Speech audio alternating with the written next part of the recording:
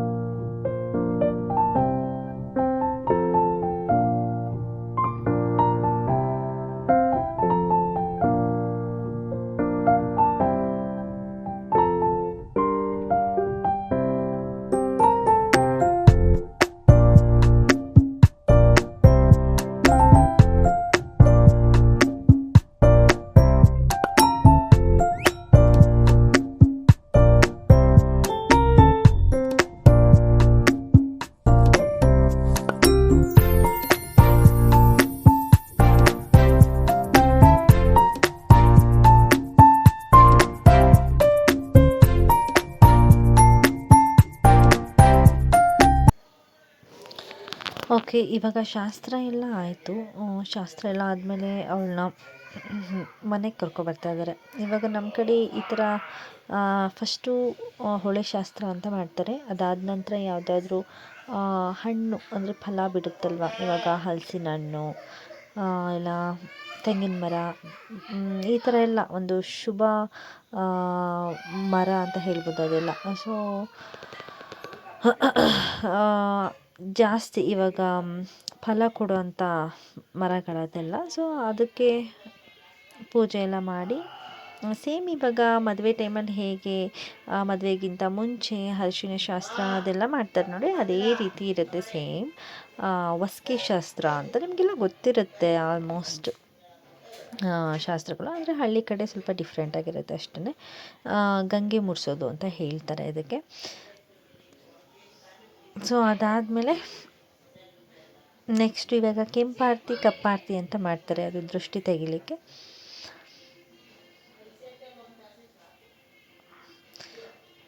ಇವರು ನಮ್ಮ ಅಮ್ಮನ ಚಿಕ್ಕಮ್ಮ, ಅಂದರೆ ಅಮ್ಮನ ಚಿಕ್ಕಮ್ಮ ಅಲ್ಲ, ಅಮ್ಮನ ತಂಗಿ.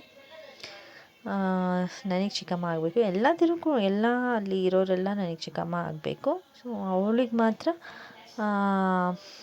ಅತ್ತೆ ಆಗಬೇಕು. ಅತ್ತೆದಿರೇ ಈ ಮೇನ್ ಶಾಸ್ತ್ರ ಮಾಡೋದಲ್ವ. ಸೊ ಹಂಗಾಗಿ ಎಲ್ಲರೂ ಬಂದಿದ್ದರು.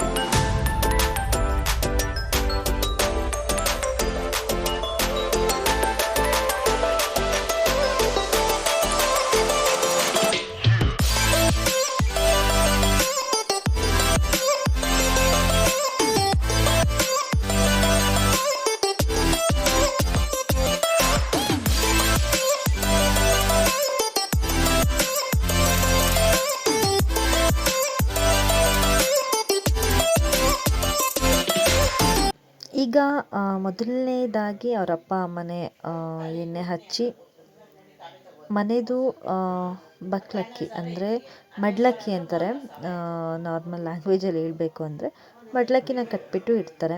ಹಾಲೆಲ್ಲ ಕುಡಿಸ್ಬಿಟ್ಟು ಅಕ್ಕಿ ಹಾಕಿ ಆಶೀರ್ವಾದ ಮಾಡಿ ಇವರು ನನಗೆ ಚಿಕ್ಕ ಮಾವ ಚಿಕ್ಕತ್ತೆ ಆಗಬೇಕು ಸಂಬಂಧದಲ್ಲಿ. ನನ್ನ ಅಮ್ಮನ ಸ್ವಂತ ತಮ್ಮ. ನಮ್ಮ ಅಮ್ಮನಿಗೆ ಟೋಟಲ್ 3 ಜನ ಅಣ್ಣ ಮತ್ತು ತಮ್ಮಂದಿರು. ಅಂದರೆ ಒಬ್ಬರು ದೊಡ್ಡವರಿದ್ದಾರೆ, ಅಂದರೆ ನಮ್ಮ ಮಾವ. ಇನ್ನು ಮಿಕ್ಕಿದವರು 2 ತಮ್ಮಂದಿರು, 3 ಜನ ಮಾವಂದಿರು.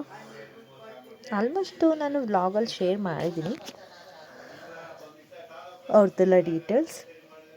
ಆ್ಯಂಡ್ ಅತ್ತೆದಿರು ಇವಾಗ ಏನೆಲ್ಲ ಐಟಮ್ಸ್ನ ತಂದಿದ್ದಾರೆ ಅದನ್ನೆಲ್ಲ ಮಡಲಿಗೆ ಹಾಕ್ಬಿಟ್ಟು ಅವಳಿಗೆ ಏನಾದರೂ ಕೊಡೋದಿದ್ರೆ ಗಿಫ್ಟ್ ಕೊಡ್ಬೋದು. ಇದು ನಮ್ಮ ಅತ್ತೆ ಇದ್ದಾರಲ್ಲ ಅವರ ಅಣ್ಣಂದಿರು, 2 ಸ್ವಂತ ಅಣ್ಣಂದಿರು. ಅಂದರೆ ನಮ್ಮ ಹುಡುಗಿಗೆ ಮಾವಂದಿರಾಗಬೇಕು. ಸೊ ಅವ್ರ ಕಡೆಯಿಂದ ಏನೋ ಗಿಫ್ಟ್ ಕೊಡ್ತಾ ಇದ್ದಾರೆ.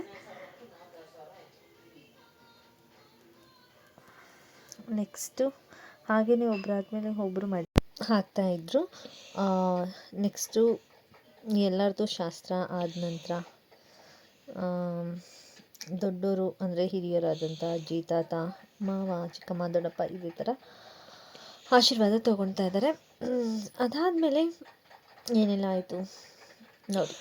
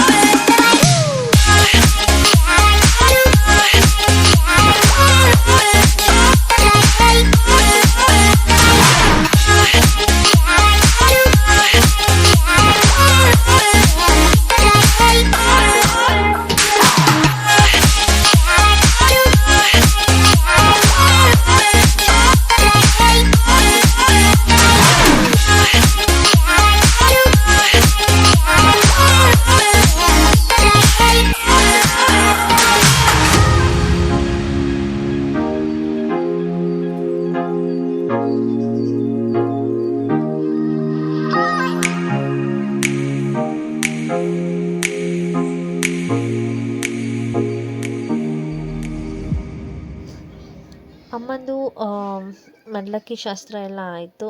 ಅಮ್ಮ ಒಂದು ಬೆಳ್ಳಿ ಬಳೆ ಕೂಡ ಕೊಟ್ಟರು ಆ್ಯಂಡ್ ಆಂಟಿ ಬಟ್ಟೆ ಕೊಟ್ಟರು. ಎಲ್ಲರೂ ಆಲ್ಮೋಸ್ಟ್ ಇದಕ್ಕೆ ಡ್ರೆಸ್ಸಸ್ನೇ ಕೊಡೋ ಜಾಸ್ತಿ. ಬೇರೆಯವರು ಈಗ ಕೊಡೋರು ವಾಚು, ಬಳೆ, ಸರ ಏನು ಬೇಕಾದರೂ ಅವ್ರಿಗೆ ಇಷ್ಟ ಆಗಿದ್ದನ್ನು ಕೊಡ್ಬೋದು ಗಿಫ್ಟ್ ರೀತಿ. ಇದು ನಮಗೆ ಚಿಕ್ಕಮ್ಮ ಆಗಬೇಕು, ನಮ್ಮ ಅಮ್ಮನ ತಂಗಿ.